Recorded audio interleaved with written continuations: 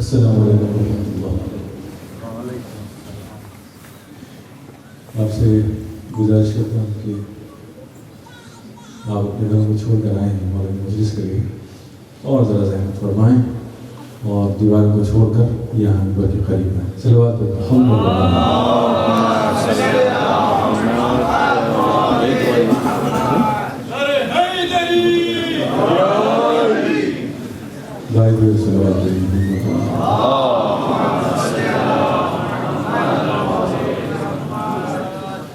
یہ فاصلہ کوئی اچھا نہیں لگ رہا ہے، اس کو دور کریں۔ آپ سب آگے آئیے۔ صلوات محمد وآل محمد۔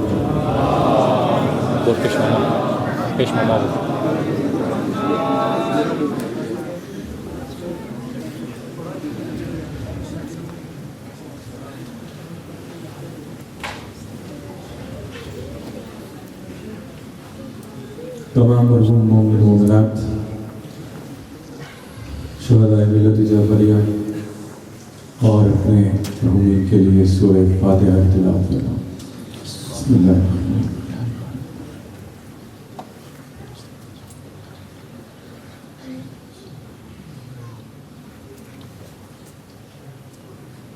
بسم اللہ الرحمن الرحیم۔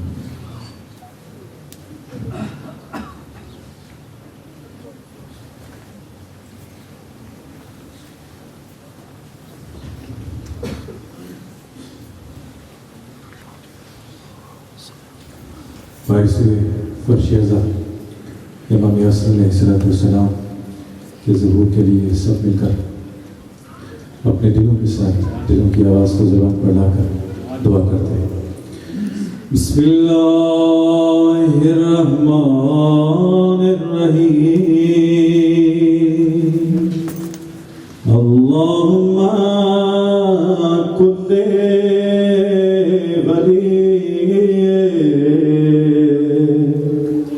الحجة ابن الحسن صلواتك عليه وعلى آبائه في هذه الساعة وفي كل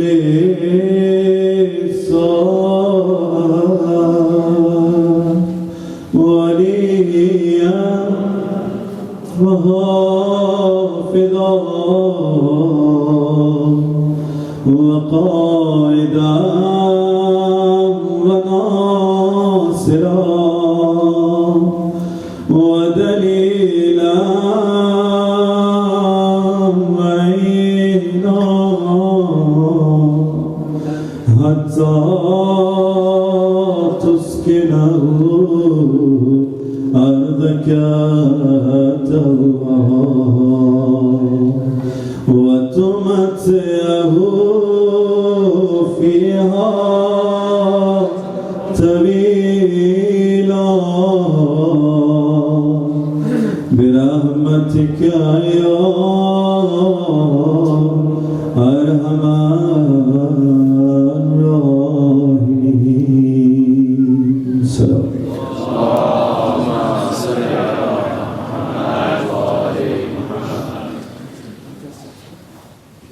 اعوذ باللہ السمیع العلیم من الشیطان اللعین الرجیم۔ بسم اللہ الرحمن الرحیم۔ الحمد للہ الذی لا مضاد له فی ملکہ ولا منازع له في أمره ولا شريك له في خلقه ولا شبيه له في عظمته والصلاة والسلام والتحية والإكرام على سيدنا ونبينا وحبيب إلهنا وشفيع ذنوبنا مولانا ومولى الثقلين جد الحسن والحسین ابی القاسم محمد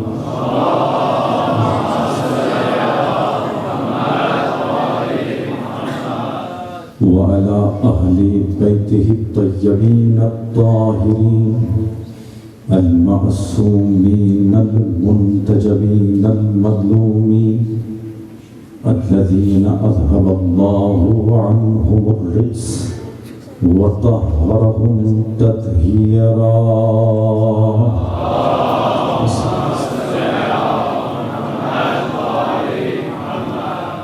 ولعنة الأبرية على أعدائهم أجمعين.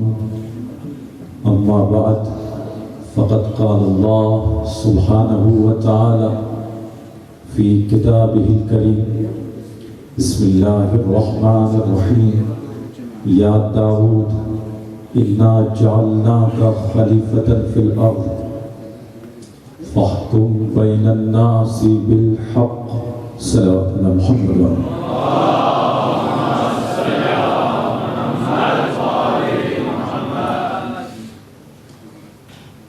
قابل احترام معزز سامعین کرام، بزرگان محترم، پروردگار کا لاکھ لاکھ شکر کہ ایک مرتبہ پھر ہمیں یہ توفیق ملی کہ ہم مجلس حسین میں شریک ہو سکیں. دنیا کی سب سے بڑی نعمت، دنیا کی سب سے بڑی دولت غم حسین ہے، اور سب سے بڑا بدنصیب انسان وہی ہے جو حسین نہیں رکھتا، جو غم حسین نہیں رکھتا. اور کسی شاعر نے کہ خوب کہا کہ نبی کی نسل کو نسل کثیر کہتے ہیں. سورہ کوثر کے پس منظر میں کہ نبی کی نسل کو نسل کثیر کہتے ہیں، نبی کی عید کو عید غدیر کہتے ہیں.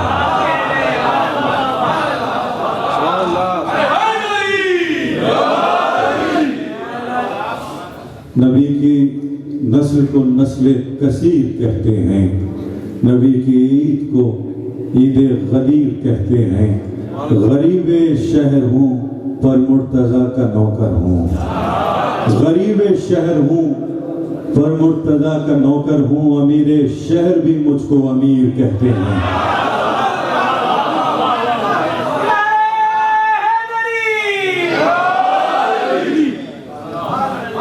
عزیزان محترم، دنیا کی سب سے بڑی دولت شیعہ نے حیدر کرار کے پاس ہے، اور وہ عشق علی ابن ابی طالب ہے، وہ غم حسین ہے، وہ غم امام سجاد ہے، وہ عشق امام عصر ہے جو ہمارے پاس ہے. لیکن خلوص اپنی جگہ دل کی گہرائیوں سے مجلسوں میں شریک ہوں کہ جہاں انتہائی خوبصورت الفاظ کے ذریعے سے میں آج کی مجلس کا آغاز کرنے جا رہا ہوں کہ خلوص دل ہی، خلوص ایک مرتبہ صلوات پر محمد و آل محمد،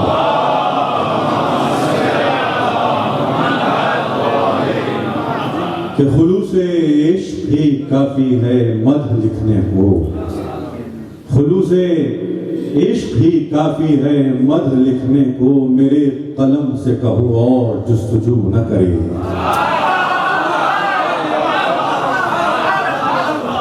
میں متصل ہو رہا ہوں آج کے موضوع سے ان 4 مصروں کے ذریعے سے کہ خلوص عشق ہی کافی ہے مدح لکھنے کو، میرے قلم سے کہو اور جستجو نہ کرے. اسے امام کوئی کیسے مان سکتا ہے، اسے امام کوئی کیسے مان سکتا ہے جو اپنے چاہنے والوں کو سرخرو نہ کرے.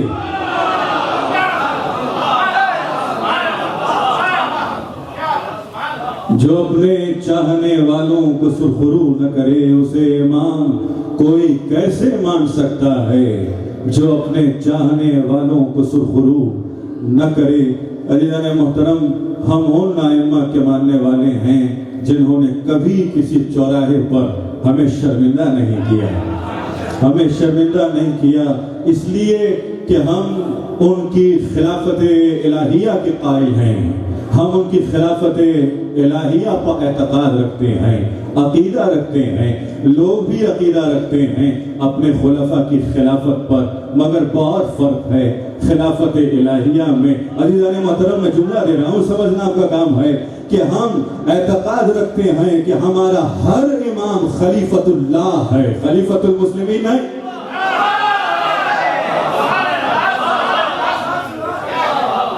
ہمارا ہر امام خلیفۃ اللہ ہے۔ خلیفۃ اللہ کے معنی سمجھنے کی کوشش کی جائے۔ محترم، میں آج ایک الگ زاویے سے آپ کو آگے لے کر چلوں گا۔ ایک الگ زاویہ ہے، ایک الگ تفسیر ہے اس لفظ کی جو میں پیش کرنے جا رہا ہوں۔ شاید ہی کسی نے اس طریقے سے واضح کیا ہو۔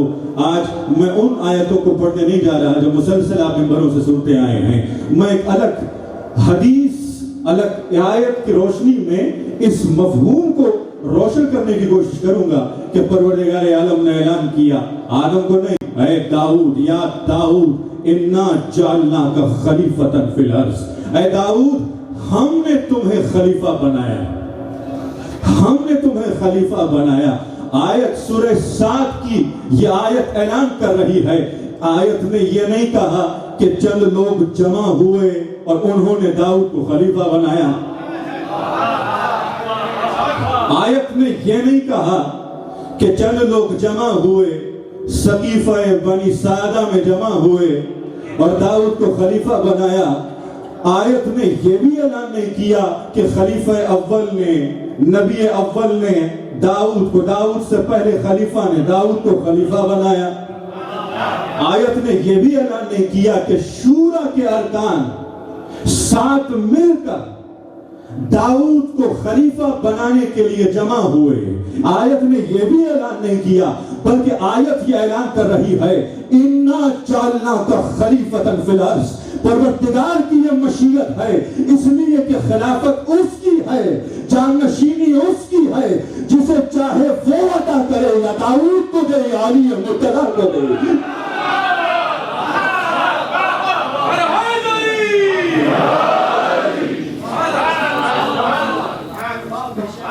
یہ مشیت اس کی ہے، اور خلافت الہیہ میں اور خلافت المسلمین میں اتنا بڑا فرق ہے کہ شاید ہی کوئی تصور کر پائے۔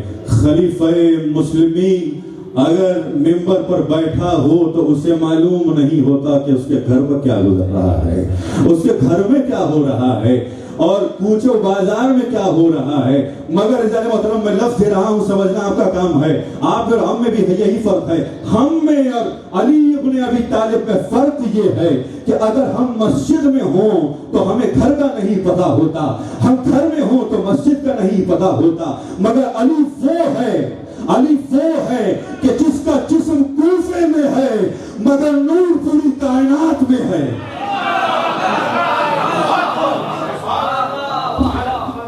صلوات بھائی محمد وآل محمد۔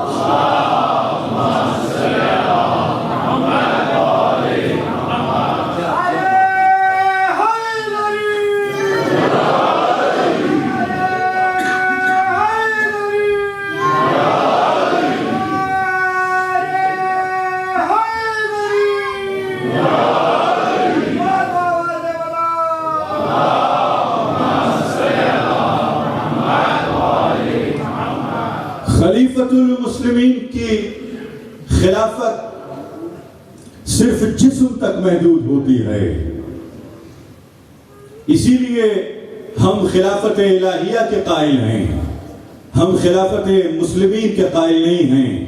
عزیزان محترم، پروردگار اپنا جانشین منتخب کرتا ہے۔ کوئی پرنسپل اسکول کو چھوڑ کر اپنے شہر سے کہیں اور چلا جائے تو بات سمجھ میں آتی ہے، اس لیے کہ اب خود اسکول میں نہیں ہے تو اسے جانشین کی ضرورت پڑ گئی ہے۔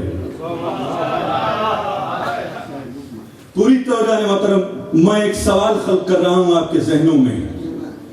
کوئی صدر کہیں چلا جائے تو فوراً کوئی نائب آ جاتا ہے، اس لیے کہ اب خود صدر اس ملک میں نہیں ہے، کوئی اور آ گیا، اس لیے کہ صدر ملک میں نہیں ہے، لیکن وہ پروردگار کے انہو علی کل شیء محیط،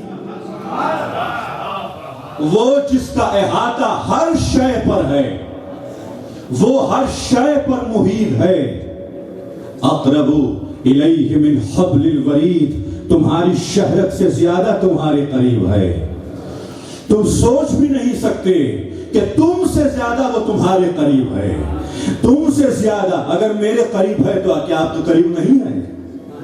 وہ ہر انسان کے قریب ہے، ہر شے پر اس کا احاطہ ہے، ہر شے پر اس کا احاطہ ہے۔ تو جہاں ہر شے پر وہ محیط ہے تو اسے خلیفہ کی کیا ضرورت؟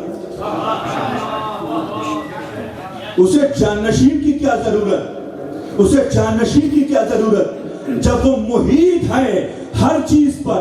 یہ سوال میں یہاں چھوڑ کر پہلے وہ جو جملہ میں نے پہلے آپ کو دیا تھا اسے سمجھنے کی کوشش کریے کہ وہ جو علی کل شیء محیط ہے، اب جو بھی اس کا جانشین ہوگا وہ بھی ہر شے پر محیط ہوگا،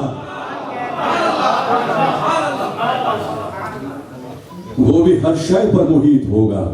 اس لیے عزیزان محترم کہ میں نہیں کہہ رہا، سورہ یاسین کی آیت اعلان کر رہی ہے وَكُلَّ شَيْءٍ أَحْصَيْنَاهُ فِي إِمَامٍ مُبِينٍ، ہر شے پر احاطہ ہے امام مبین کا، ہر شے کا، ہر شے پر۔ عزیزان محترم یہ بہت ہی اہم گفتگو ہو رہی ہے۔ جتنے نوجوان یہاں تشریف فرما ہیں میں ان سے کہوں گا ایک ایک نقطہ اپنے ذہن میں محفوظ کر لیں، اس لیے کہ یہ عقیدے کی گفتگو ہو رہی ہے۔ لوگ پریشان ہو جاتے ہیں کہ مومن پاکستان یا ہندوستان یا آسٹریلیا میں بیٹھا ہوا ہے، علی ابن ابی طالب تو نجف میں ہے، یہ یہاں سے آواز دے رہا ہے۔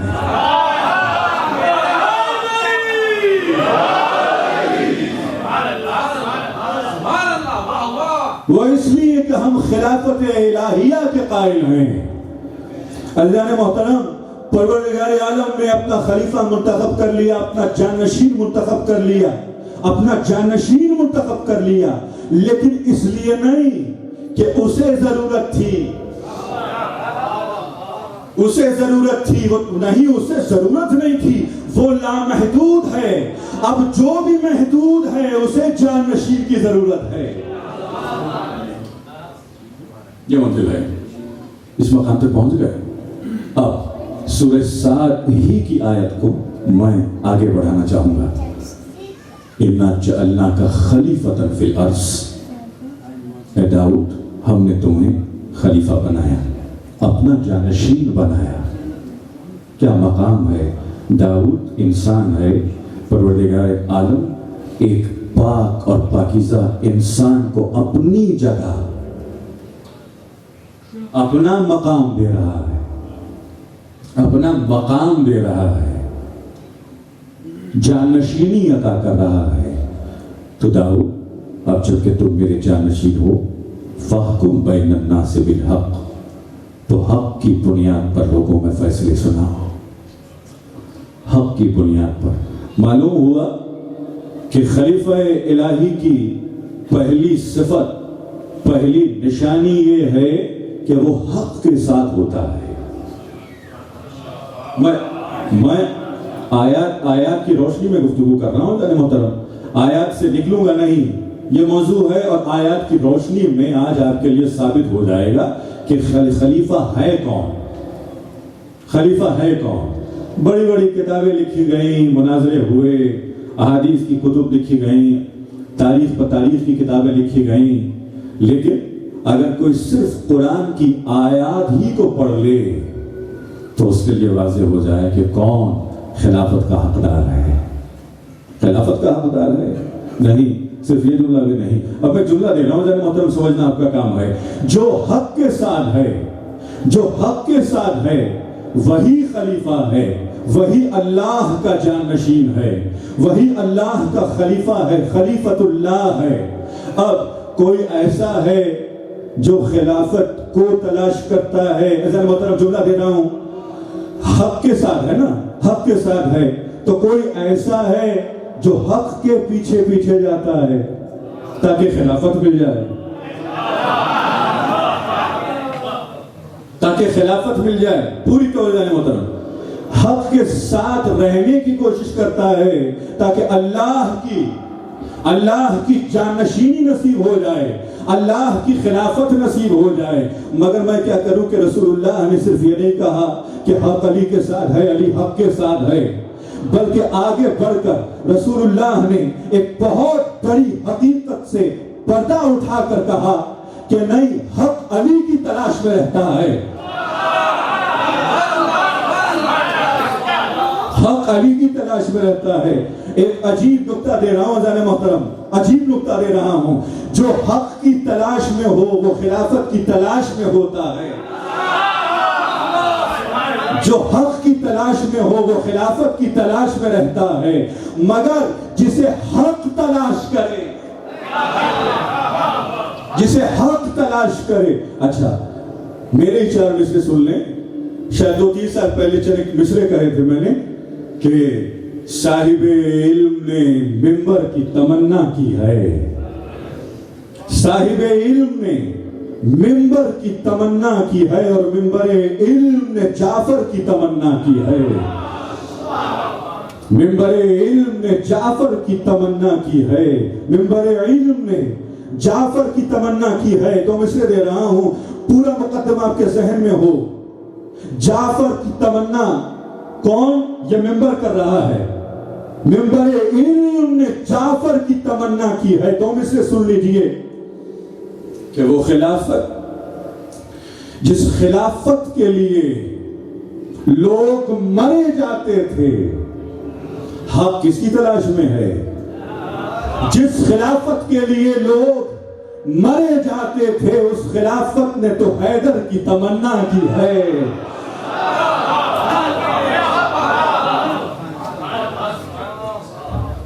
میرے مولا بیت اللہ ہے نہج البلاغہ میں جا کر دیکھیے، پہلے قرآن کو سمجھنے کی کوشش کیجئے اور پھر نہج البلاغہ۔ میرے مولا یہ کہتے ہیں کہ میرے لیے اس خلافت کی اہمیت ایک جانور کے آب بینی سے بڑھ کر نہیں ہے، اس لیے کہ علی کو تمنا نہیں ہے، خلافت کو علی کی تمنا ہے، کعبے کو علی کی تمنا ہے، ولایت کو علی کی تمنا ہے، امامت کو علی کی تمنا ہے، عصمت کو علی کی تمنا ہے، اس لیے کہ علی اللہ کے تمام کمالات کا مظہر ہے، تمام کمالات کا مظہر ہے۔ ایک مرتبہ درود پڑھیں محمد۔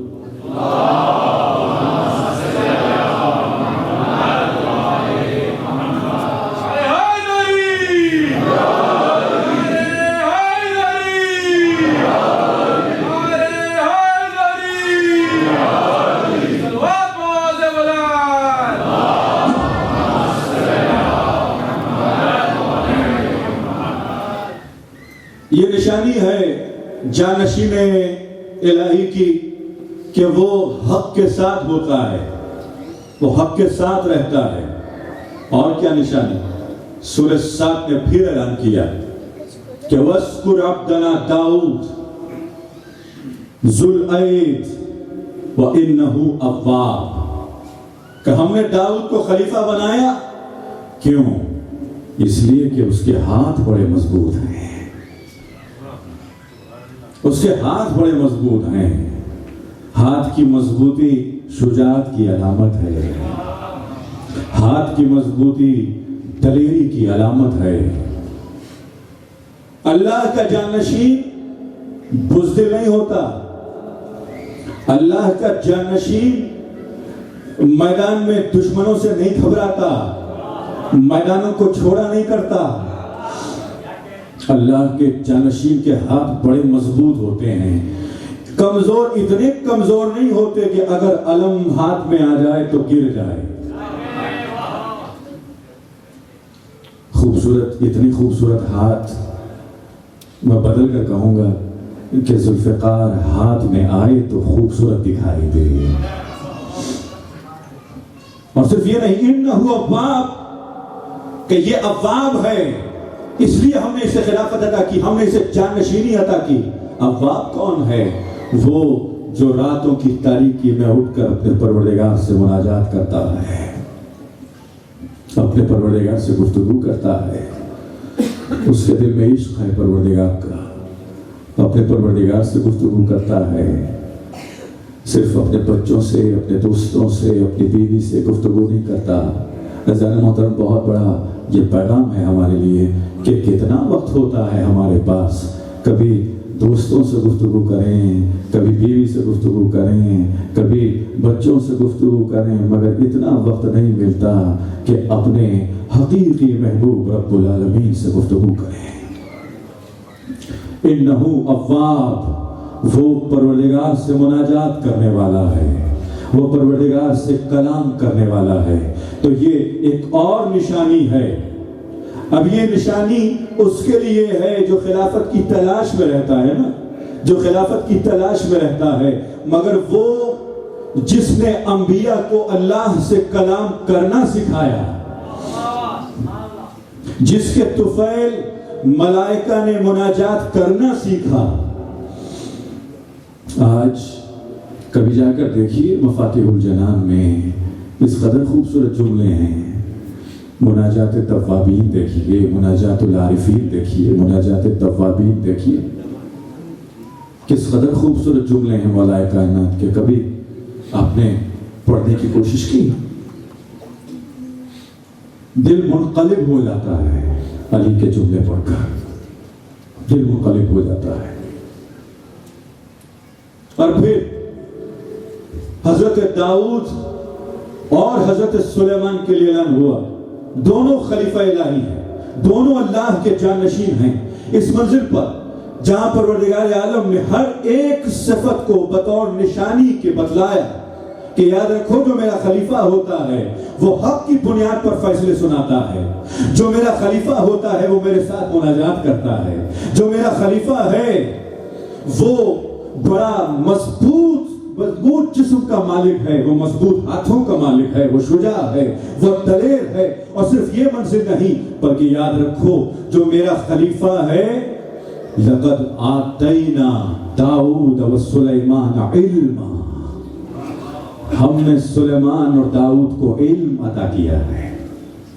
علم ایک اور نشانی ہے کہ سمجھ لو کہ جو منبر پر آ کر یہ کہہ دے اپنی امت سے، اپنے لوگوں سے کہ جو اس کی خلافت کے تحت ہوں، ان لوگوں سے یہ کہے کہ اگر میں منبر پر کوئی غلطی کر دوں تو میری اصلاح کر دینا۔ اللہ کا جانشین کو جاہل نہیں ہو سکتا، کو جاہل نہیں ہو سکتا۔ اللہ کا جانشین سراپا علم ہوتا ہے، سراپا علم ہوتا ہے۔ آج آپ بڑے بڑے سائنسدانوں سے جا کر پوچھئے کہ فلاں ستارہ، ابھی مجلس کی طرف آنے سے پہلے جناب سید نجیب رضا سرور صاحب سے گفتگو ہو رہی تھی، بڑی خوبصورت باتیں ہوئیں۔ کبھی کسی ستارے کے بارے میں پوچھئے تو کہیں گے کہ ہمارا یہ اندازہ ہے کہ یہ شاید ہم سے اتنے 100 برس دور ہو۔ برمودا ٹرائنگل کے بارے میں آپ کے کیا خیالات ہیں؟ ہم کبھی یقین سے نہیں کہہ سکتے کہ سمندروں میں موجود مخلوقات کے بارے میں آپ کیا کہیں گے؟ ہم یقین سے نہیں کہہ سکتے، مگر میرا سلام ہے خطیب منبر سلونی پر، سلونی سلونی قبل ان تفقدونی، جو کچھ پوچھنا چاہتے ہو پوچھو، جو کچھ پوچھنا چاہتے ہو پوچھو، زمین کے بارے میں پوچھتے ہو پوچھو، آسمانوں کے راستے میں تمہیں بتلاؤں گا، مگر پوچھو، تم پوچھو تو میں بتلاؤں۔ اسی لیے ویسٹرن ملک کے ایک بہت بڑے رائٹر کا یہ جملہ ہے کہ کتنے بدنصیب تھے وہ عرب جن کے زمانے میں علی جیسی شخصیت آئی، لیکن وہ علی کی حیثیت اور عظمت کو پہچان نہیں سکے، نہیں پہچان سکے علی ابن ابی طالب کو۔ آج کے سائنسدان برموڈا ٹرائنگل سے پریشان ہو جاتے ہیں، کبھی کسی سیارے سے پریشان ہو جاتے ہیں، کبھی کسی ستارے کو دیکھ کر پریشان ہو جاتے ہیں۔ 1400 برس کے بعد جب آج کے سائنسدان علی ابن ابی طالب کا مقابلہ نہیں کر سکتے تو 1400 برس کے پہلے کے جاہل عرب کیا مقابلہ کرے؟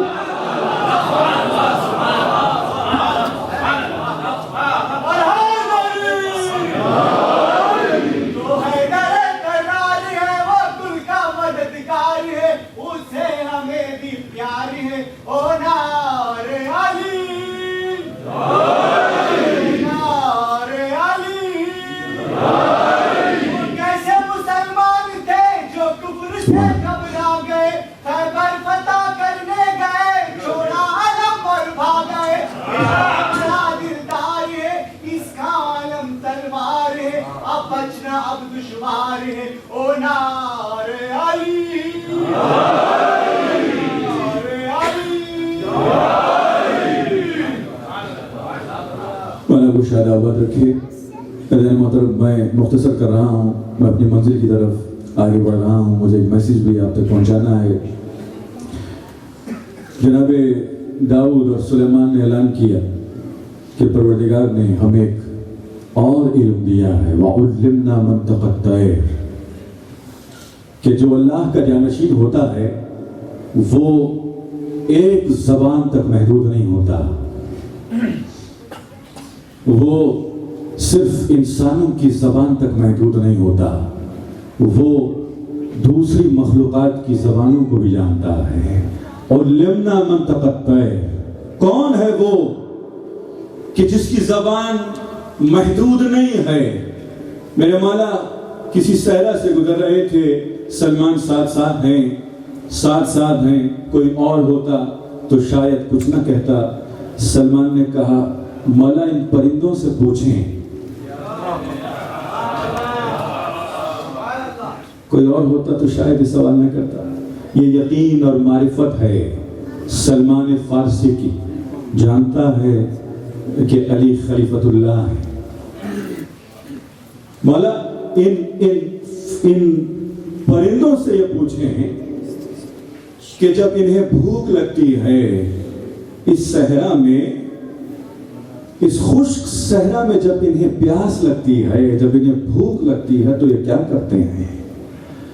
میرے مولا نے کہا سلمان اچھا سننا چاہتے ہو سنو۔ پرندے کو نیچے بلایا، ان پرندوں میں سے ایک پرندے کو نیچے بلایا کہ سلمان تم سے یہ سوال کر رہا ہے کہ تمہیں جب بھوک لگتی ہے، تمہیں پیاس لگتی ہے تو تم کیا کرتے ہو؟ پرندے نے اپنی بے زبانی میں یہ جملہ کہا اور مولا نے اسے بدل کر سلمان کے لیے پیش کیا کہ سلمان یہ پرندہ یہ کہہ رہا ہے کہ جب ہمیں بھوک لگتی ہے یا پیاس لگتی ہے تو ہم کچھ بھی نہیں کرتے، ہم ذکر علی ابن ابی طالب کرتے ہیں۔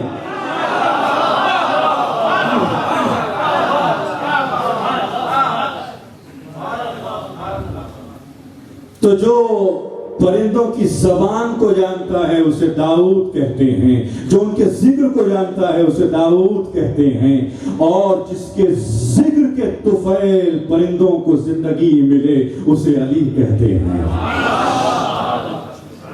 اسے علی کہتے ہیں۔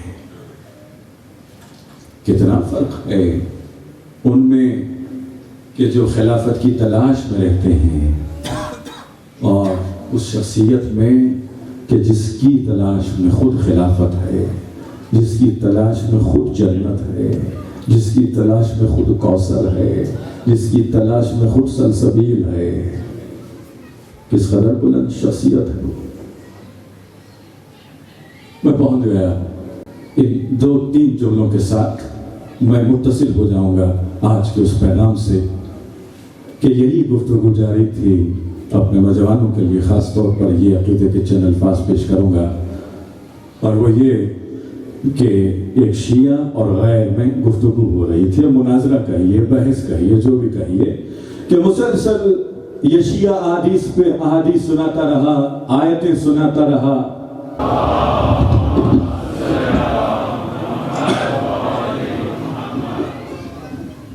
ایشیا کسی غیر سے گفتگو کر رہا تھا، مسلسل آیتوں پہ آیتیں سنا رہا تھا، مسلسل حدیث پہ حدیث سنا رہا تھا، لیکن وہی کہ مسلسل کچھ بحثی ہو رہی ہے، جو مکتب حقہ ہے، جو مذہب حقہ ہے، اسے قبول نہیں کر رہا۔ اتنے میں دونوں نے کہا کہ اچھا دونوں ساتھ چلتے ہیں اس درویش کے پاس جس پر ہم دونوں کا ایمان ہے، جس کی کرامتوں پر ہمارا ایمان ہے، اس ملنگ کے پاس چلتے ہیں، اس درویش کے پاس چلتے ہیں۔ دونوں آئے، دونوں نے سارا ماجرا بیان کیا کہ ہم نے آیتیں پڑھی، ہم نے احادیث پڑھی، مگر ہم کسی نتیجے تک پہنچ نہیں پائے۔ ملنگ نے کہا کہ مسئلہ کیا ہے؟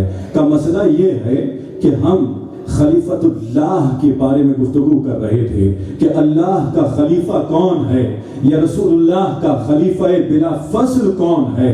ہم آپ سے پوچھنے آئے ہیں کہ آپ ہمیں یہ بتائیں کہ وہ خلیفہ کون ہے، خلیفہ بلا فصل کون ہے۔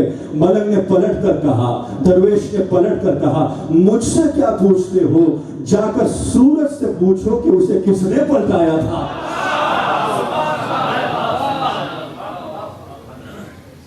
یہ اپنے اپنے انداز ہیں، اپنے اپنے مزاج ہیں، کس طرح سے اس درویش نے ان کو ایک نتیجے تک پہنچایا۔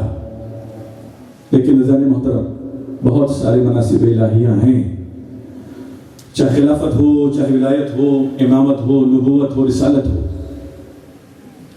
ہمارے لیے ناممکن ہے، ناممکن ہے، ناممکن جسے ہم کہتے ہیں نا یہاں اکیڈمک لینگویج میں لٹرل معنی میں ہے، ناممکن ہے۔ کوئی رسول نہیں بن سکتا، کوئی امام نہیں بن سکتا۔ ہم کیا بن سکتے ہیں؟ ہم کیا بن سکتے ہیں؟ ہماری سب سے بڑی منزل کیا ہے؟ بہت آسان الفاظ میں کہوں کہ جو علی کا نوکر ہو جائے وہ دنیا کا سب سے بڑا بادشاہ ہو جاتا ہے۔ یہ آسان الفاظ میں ہے۔ اب ذرا اسے علمی انداز میں آپ کے لیے پیش کروں کہ وہ کیا ہے۔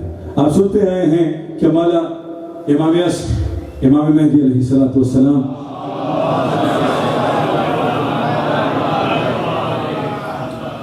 کہ بہت نائبین گزرے، آج بھی ہیں نائبین، لفظ استعمال کر رہا ہوں، نائبین۔ کبھی علماء نے کہا وکیل، وکلا، بعض لوگوں نے کہا اصحاب، اصحاب ہیں مولا کے۔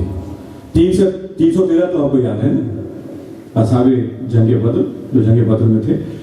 اسی طرح جب مولا ظہور کریں گے تو 313 اصحاب ہوں گے میرے مولا کے۔ یہ تو مشہور ہے نا، سب جانتے ہیں، اس میں کسی کو شک نہیں ہے۔ لیکن بدنصیبی یہ ہے کہ اکثر شیعوں کو یہ نہیں معلوم کہ ظہور سے پہلے بھی ہمارے مولا کے اصحاب ہیں جو مسلسل مولا کے ساتھ ہیں۔ یہ احادیث کی روشنی میں گفتگو کر رہا ہوں، اور سب سے مستند حدیث جو منسوب ہے شہزادی فاطمہ الزہرا سلام اللہ علیہا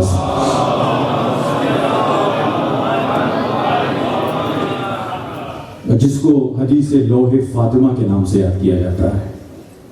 بہار الانوار میں یہ روایت موجود ہے، پوری روایت کہ جو لوح فاطمہ پر سب تھی، اور یہ روایت نقل ہوئی ہے جابر ابن عبداللہ انصاری سے، کہ جس میں اصحاب امام مہدی علیہ السلام کی صفات بیان ہوئی ہیں۔ میں 313 کی طرف نہیں جانا چاہتا اس لیے کہ وہ ظہور کے بعد کی منزل ہے۔ ہم آتے ہیں آج کے زمانے کی طرف کہ آج کے زمانے میں مولا کے کتنے اصحاب ہیں جو مولا کے بہت قریب ہیں۔ مولا کے سب سے قریب اصحاب جن کو اوتاد کا لقب دیا گیا ہے، یہ محفوظ کر لیں اپنے ذہنوں میں، یہ ہمارا سب سے بڑا مقصد ہے، سب سے بڑا مقصد، اور عین یہی مقصد ہی ہماری نجات ہے، اسی میں نجات ہے۔ اصحاب ہیں 4 بہت قریب جن کو اوتاد کہا جاتا ہے۔ ان میں 2 نبی ہیں، حضرت الیاس اور حضرت خضر جو حیات ہیں، لیکن ان کے علاوہ 2 عام لوگ بھی ہو سکتے ہیں۔ ضروری نہیں ہے کہ کوئی مجتہد ہو، ضروری نہیں ہے کہ کوئی مرجع ہو، کوئی بہت بڑا آیت اللہ ہو، کوئی عام آدمی بھی میرے مولا کا صحابی بن سکتا ہے اوتاد میں سے۔ اور آگے بڑھیے. یہ 4 لوگوں کا حلقہ ہے نا, اس سے اور